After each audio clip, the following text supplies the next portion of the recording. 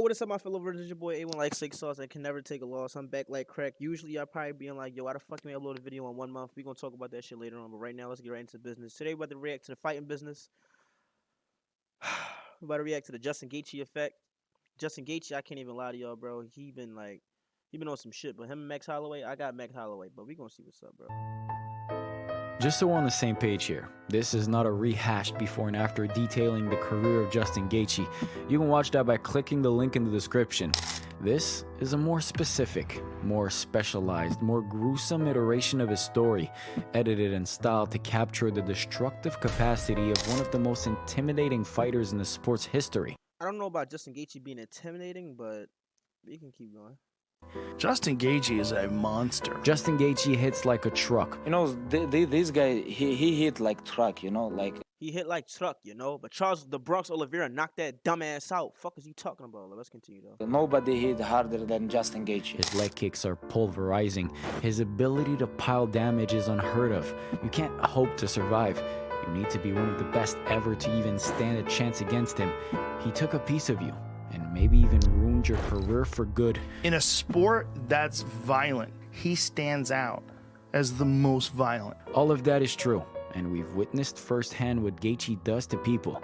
Today, I'm here to present a few case studies. No additional context needed. Just sit back and appreciate the bloodbath of the most violent. I'm not appreciating this bloodbath, bro, because he knocked out, not even knocked out, he just fucked up a lot of motherfuckers, bro. Lightweight on this planet. Dustin, yeah, I really don't give a fuck about that, but let's get right into it. Fighting business is one of my favorite new channels going right now. Tony Ferguson. This kind of hurt. This hurts. UFC 249 was not supposed to happen. The sporting world had shut down due to the pandemic, but Dana White was obsessed with putting on a show, even in an empty arena with a handful of personnel as audience. The main card was stacked, and at the very top for the interim lightweight championship, Tony Ferguson faced Justin Gaethje. He lives in dark places. He's going to take me to a dark place. And MMA was defined by a fight like me and Tony Ferguson. Gaethje had found his groove and was the victor of his last 3 bouts, all knockouts in the first round, but what the hell was he going to do to Tony? Maybe the most durable lightweight ever. I think this is actually a tougher fight for Tony Ferguson than the Khabib fight. Well, on the night of UFC 249, that durability was a curse. The first 2 rounds were brutal, but not uncomfortable. But before This fucking fight, bro, like, this shit is crazy, bro. Like, Tony Ferguson, bro, that shit really hurt my heart, bro. Especially when he hit him with that right hook and I was like, this shit is crazy. third, Gaethje's coach Trevor Whitman advised him to take 10% off of his shots. Take 10% off your shots. You're trying to kill him. Pop him with good, clean shots. Gaethje listened, made the adjustments, but it sure didn't feel like it because from that moment, the somewhat competitive fight devolved into a slaughter.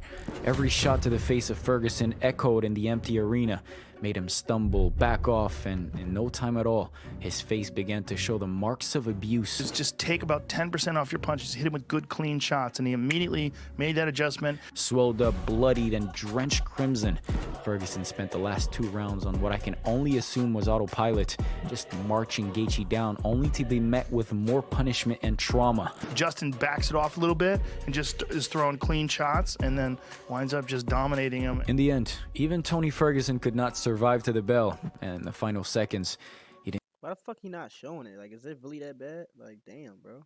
didn't even look like El Cucuy anymore. Just plain Tony Ferguson, as the last punch to the face made him back off, shake his head in a desperate attempt to survive. But the referee saw enough and called off the fight. Thank God. That's crazy. I actually think the fight could have been stopped a little sooner, to be honest with you. A lot changed after that display of brutality. Before 249, Tony Ferguson was regarded as the scariest lightweight in the world, but he was forced to pass the torch to Gaethje. And as for Tony, this fight would begin the longest losing streak in UFC's history. Yeah, we lost Tony for good that night. Michael Chandler. Bro, I hate when motherfuckers be like, oh, this fighter is done for. Oh, this fighter's done for. This fight right here fucked him up. Oh, like, come on, bro. Like, it's a lot of fighters, like, for example, like Volkanovski. He's not washed up. I just knew Topuria was going to win because Topuria is a young, up-and-coming prospect. Am I right or wrong? Who else? Motherfucking who else? Everybody think they're quote unquote washed. Motherfucking Izzy, for example. Izzy's not washed. He just got a lot of octagon time. I feel like when you're in the octagon too much, you tend like, for example, you could be the best Call of Duty player in the world. You play all the time. It could be one match where you get so good you miss the littlest things. You feel what I'm saying? You lost. Like everybody, sometimes you gotta take a break. Like your brain is always knowing it. Sometimes it's like it get blinked. Like so sometimes you just gotta like back off.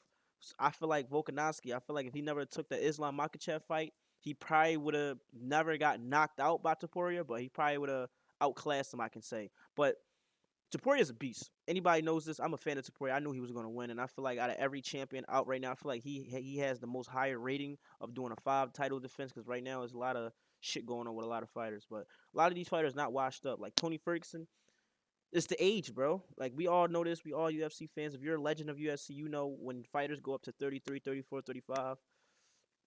Some fighters, it's age catch up to them. You feel me?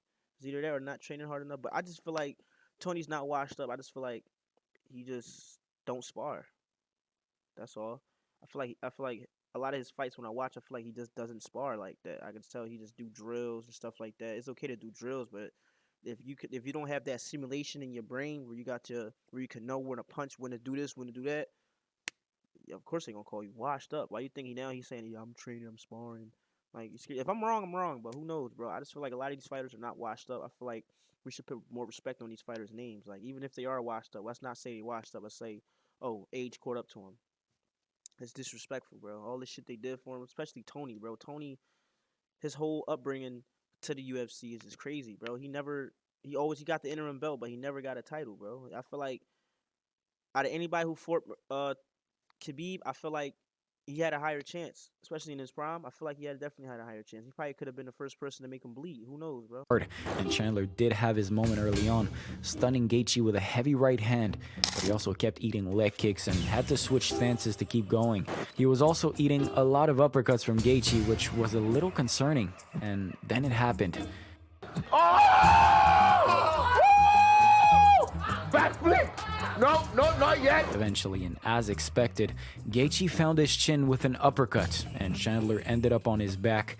Usually do not survive a Gaethje knockdown, but Chandler, panic wrestling and shelling up, somehow made it out. But he looked like a completely different person. His face now just as mangled as his leg. His face wasn't really that beat up. I can't lie. Him and Dustin was like a dog fight.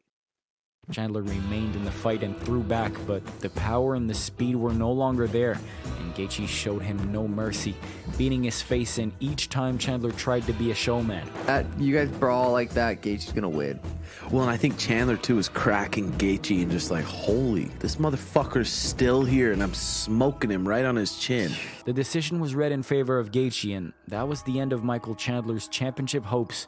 This beast had not lost a step. And now that he was back in the win column, the top lightweights braced themselves for the incoming storm of violence. Rafael Fiziev. I can't even lie to y'all, bro. I can't even lie. Rafael Fiziev, how you say his fucking name? Bro, he hit hard as shit. And the fact that Justin just made him look like a fucking not even a number in a fucking lightweight division, bro. Like, this nigga Justin face throughout them whole hits was just like, that shit was unhuman, like, bro. This fight was just crazy, bro. I can't lie, this fight was just crazy. After another championship loss, this time to Charles Oliveira, the pressure was on Gaethje to give the upcoming contender a chance, and he decided to test out the new blood at UFC 286.